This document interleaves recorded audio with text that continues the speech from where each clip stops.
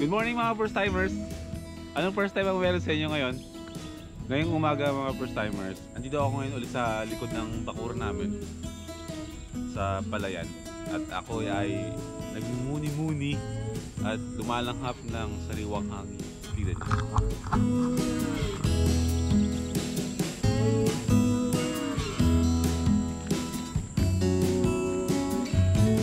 Sarap no? Ngayon mga first timers.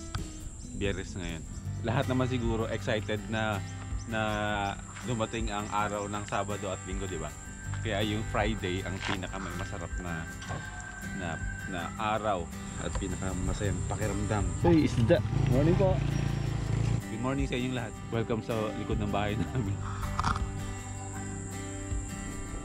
Tara, mag-ikot-ikot muna tayo. Ipasyal ko muna kayo dito sa likuran.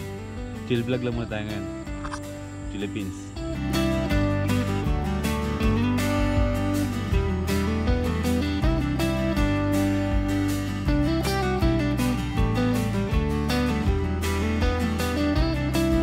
Meron ako kwento sa inyo. Di ba mga first timers, naalala nyo nung isang... Oh wait lang, bago pa lang lahat. Huwag kayong magagalit na wala akong helmet. Nandito lang naman ako sa likuran ng bahay namin. Nag-chill lang muna ako dito. Papahangin lang ako. Pero mga first timers, naalala nyo ba yung vlog ko na nakipagkwentuhan ako o nakipag-usap ako sa mga kababayan natin, mga magsasaka? Dito yan. Tignan nyo yung mga tanim nila. Ang tataas na ng mga palay. Parang kailan lang yun parang wala pa yata isang buwan yun Oh, bago pala ako pumunta ng Mindanao nun. Ito yung ginawa ko bago ako umalis. So mahigit isang buwan mahigit isang buwan. Tingnan niyo yung mga palay. Malalaki na. Ganun kabilis lumaki at tumubo yung mga palay. Or sabihin natin isang buwan na lang, aanihin na yan lahat ng pagod at pagpapagal ng mga magsasaka natin. Ayan, aanihin na nila, no? Sarap sa pakiramdam. Sige po, maluwag. Ayan. Grabe yung hangin talaga. Dito muna tayo pupunta. Ditong area na to kasi hindi pa ako napupunta dito Doon ako madalas So dito tayo.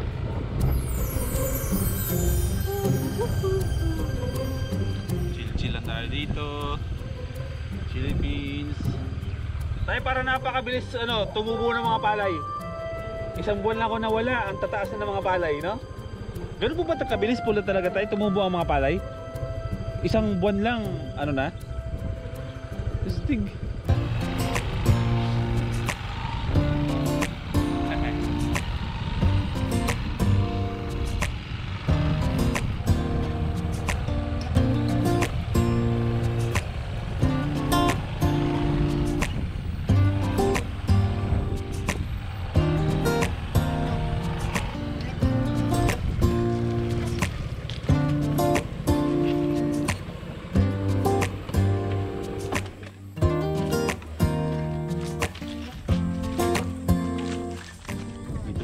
Akala ko may bahay dito may bahay dito. Wala pala. Kaya naghahanap lang ako ng pwedeng pagpaliparan natin ng drone mga first timers.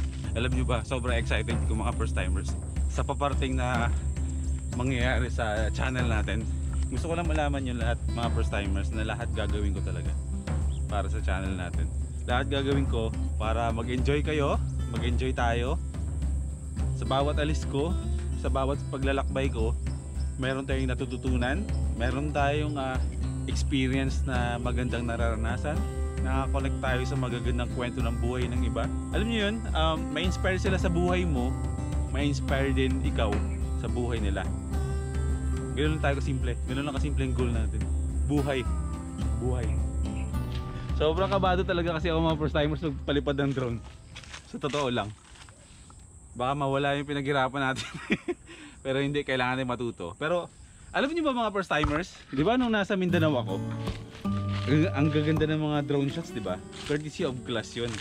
Pero alam niyo ba mga first timers, si Kulas kung gaano siya kagaling magpalipad ng drone? Mga klase yun. As in, sobrang galing magpalipad ng drone nun. Kunwari, bibigyan ko yung na sample Kahit ganito kaliit, kahit nasa gitna kami ng kagubatan mga first timers, basta mayroong maliit lang na butas, kunwari ganyan, as in kahit may maliit lang na butas, papaliparin niya yun, palulusutin niya yun, tapos ayun yung drone niya kung saan na nakaabot, kilometro na ang inaabot, pero okay naman, nakaka-survive naman yung drone niya. Ang drone niya, sobrang hindi ko alam kung ilang kilometro ang layo pag lumilipad, pero yung drone natin, yung Mavic Air natin, si Darna, parang ang pinaka-max yata niya 3 kilometers from home point. Kunwari kung dito tayo napalipad, hanggang 3 kilometers ang kaya niyang liparin, pero huwag natin gagawin yun. Ang sabi sa akin nung nagturo sa akin si Dimi, for 2 weeks every day low fly muna tayo para mas masanay tayo. Saka na daw ako magpalipad ng mataas pag kabisado ko na yung mga controls. Aralin ko to para sa atin, para mas ma-enjoy natin yung view kung saan tayo pumupunta. Minsan kasi alam niyo yung mga first timers, ang hirap mag-explain kung nasan ka. Andito ako ngayon sa Malolos, dito sa Palayan. Alam mo yun, ang dami kong dinadaldal about Palayan pero hindi niyo nakikita yung lugar. At least 'di ba? Ngayon mas gagaan yung buhay ko kasi kahit hindi ko nasabihin kung nasan ako, makikita niyo na. Yun yung purpose nito. Ito daw yung gadget na mapapalapit ka daw talaga sa Diyos eh. Alam mo kung bakit? Kasi every time na magpapalipad ka, mananalangin ka daw talaga eh. Tara, balik tayo doon. Hanap tayo ng spot na maganda.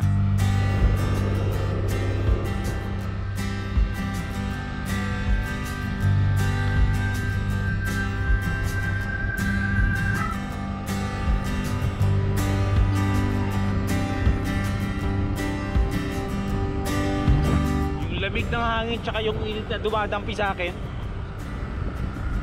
Perfectly combined. Sarap.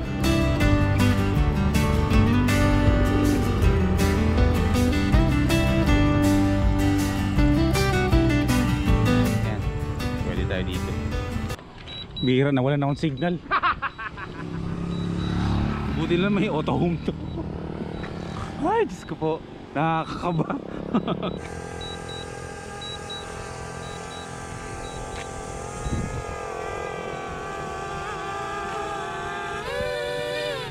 Grabe na wala. Umuwi siya na walang siya ng signal. Buti na lang may return home to. Oh my gosh, mamatay ako sa nervyos. Pero kasi sobrang taas ko eh. Dapat low fly lang daw eh. Hindi kasi ng ulo ko eh. Wait lang. Isa pang try. Malapit lang. Alayo ko eh. Sige, saglit.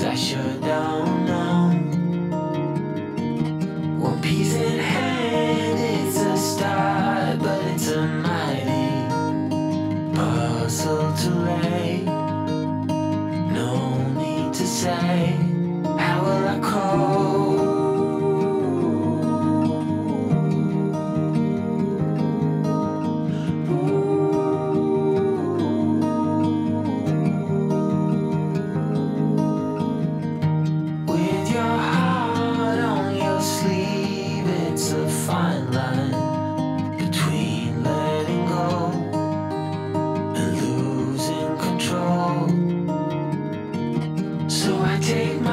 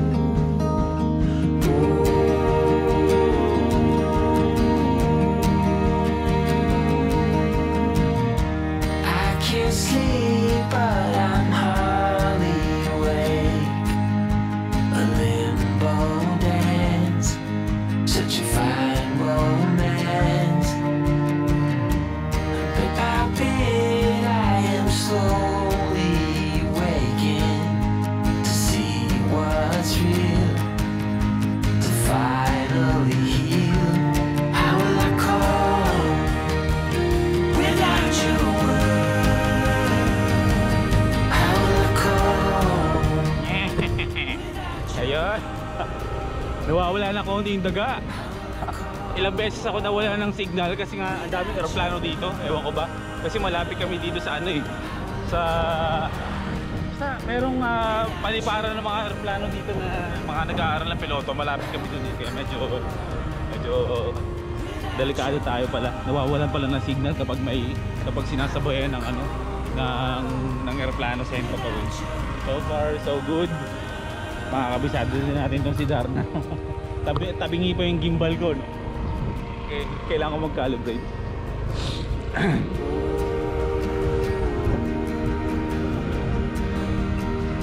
So sa araw-araw to mga first timers, everyday may practice ako ng ganito lagi sa likod para at least makasanayan ko na at maging confident tayo sa pagpapalipad para mawala yung nervyos.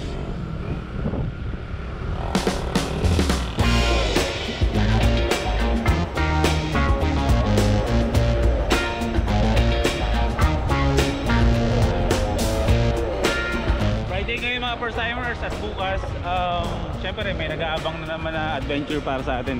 Pupunta tayo ng mga first timers, pupunta tayo ng Norsagaray or DRT ulit. Tutuklas tayo ng mga magagandang tanawin na naman, no? Bahay na tayo mga first timers. Magkita-kita ulit tayo bukas. Okay?